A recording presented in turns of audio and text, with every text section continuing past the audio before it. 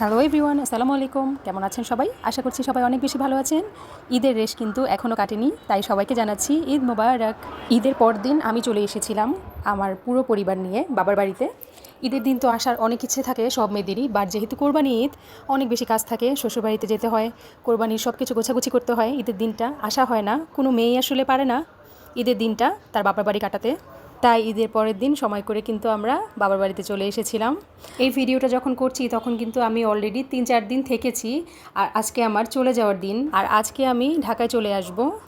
তাই চিন্তা করলাম আজকে তেহারি রান্না করে ওদের সবাইকে খাওয়াই।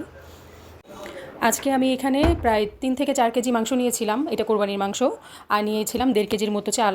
এটা দিয়ে আজকে আমি তেহারি রান্না করব, একদম শর্টকাটে আমি যেভাবে রান্না করি। দেখতে পাচ্ছেন সব মশলা দিয়ে, এবং রাঁধুনি বিরিয়ানির মশলা আমি দিয়ে দিয়েছিলাম এখানে 1 প্যাকেট। সেটা দিয়ে মাংসটা আমি ভালো মতো মাখিয়ে চুলায় বসিয়ে দিয়েছি। ভালো মতো কষানো হলে যখন মাংসটা সিদ্ধ হয়ে যাবে তখন নামিয়ে রেখেছি। তারপর আমি পোলাও চাল বসিয়ে দিলাম। পোলাও চালটা তেলের মধ্যে এলাচ, দারচিনি, আদা রসুন দিয়ে ভালো মতো ভেজে নিয়েছি। আর এই তো দেখতে পাচ্ছেন আমার মাংস রান্না কিন্তু হয়ে গেছে।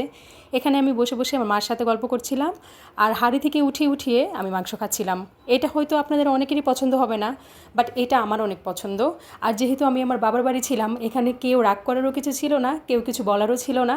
আমি আমার ইচ্ছা মতো পছন্দ মতো উঠিয়ে উঠিয়ে এখান থেকে মাংস খাচ্ছিলাম। আর মাকে বলছিলাম, মা তুমি কি রাগ করছো? মা বলছিল, তোমার যদি ইচ্ছা করে এখান থেকে পুরাটা তুমি খেয়ে ফেলো, আমি কেন রাগ করব। আসলে বাবার বাড়ি বলে কথা, এখানে মেয়েদের কোনো বাইন্ডিংস থাকে না।